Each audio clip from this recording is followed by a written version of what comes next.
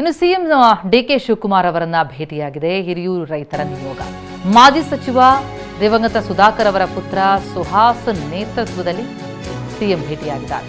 Shivananda circle ಬಳಿಯ ಸರ್ಕಾರಿ ನಿವಾಸದಲ್ಲಿ ಭೇಟಿಯಾದರು. 16 ಕೆರೆಗಳಿಗೆ ನೀರು ತುಂಬಿಸಬೇಕು ಎನ್ನುವಂತಹ ಮನವಿ ಮಾಡಿದ್ದಾರೆ.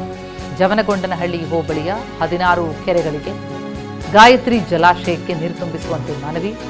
ವೇದಾವತಿ ನದಿಯಿಂದ ಕುಡಿಯೋ ನೀರು ತುಂಬಿಸುವುದಕ್ಕೆ ಮನವಿಯನ್ನ ಸಲ್ಲಿಸಿದ್ದಾರೆ.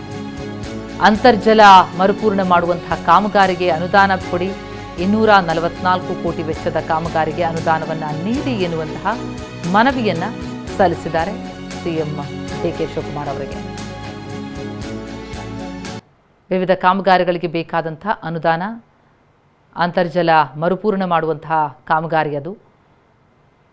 ಅದನ್ನು ಕೊಡುವಂತೆ ಮಾಜಿ ಸಚಿವ ದಿವಂಗತ ಸುಧಾಕರ್ ಪುತ್ರ ಸುಹಾಸ್ ಅವರ ನೇತೃತ್ವದಲ್ಲಿ ರೈತರ ನಿಯೋಗ ಶಿವಾನಂದ ಸರ್ಕಲ್ ಬಳಿಯ ಸಿಎಂ ಸರ್ಕಾರಿ ನಿವಾಸಕ್ಕೆ ಬಂದು ಭೇಟಿ ಮಾಡಿ ಮನವಿ ಸಲ್ಲಿಸಿದ್ದಾರೆ. 16 ಕೆರೆಗಳಿಗೆ ನೀರು ತುಂಬಿಸಿ ಅನ್ನೋದು ಅವರ ಕೋರಿಕೆ.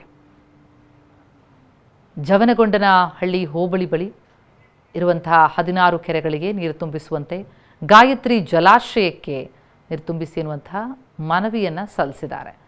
ವೇದಾವತಿ ನದಿಯಿಂದ ಕುಡಿಯುವ ನೀರನ್ನು ಒದಗಿಸುವಂತೆ ಮನವಿ ಸಲ್ಲಿಸಲಾಗಿದೆ. ಬಹಳಷ್ಟು ಸಮಸ್ಯೆಗಳಾಗ್ತಾ ಇದೆ. ಮಳೆಯಿಲ್ಲದೆ ಬರದ ಛಾಯೆ ಹಲವೆಡೆ ಆವರಿಸಿದೆ. ನೀರಿಗಾಗಿ ಹಾಹಾಕಾರ, ರೈತರಂತೂ ಕಂಗೆಟ್ಟು ಹೋಗಿದ್ದಾರೆ. ಈ ಹಿನ್ನೆಲೆಯಲ್ಲಿ ಹಿರಿಯೂರು ರೈತರ ನಿಯೋಗ ಮಾಜಿ ಸಚಿವ ದಿವಂಗತ ಸುಧಾಕರ್ ಪುತ್ರ ಸುಹಾಸ್ ಅವರ ನೇತೃತ್ವದಲ್ಲಿ ಬಂದು ಭೇಟಿಯಾಗಿ ತಮ್ಮ ಕೋರಿಕೆಯನ್ನು ಸಲ್ಲಿಸಿದ್ದಾರೆ.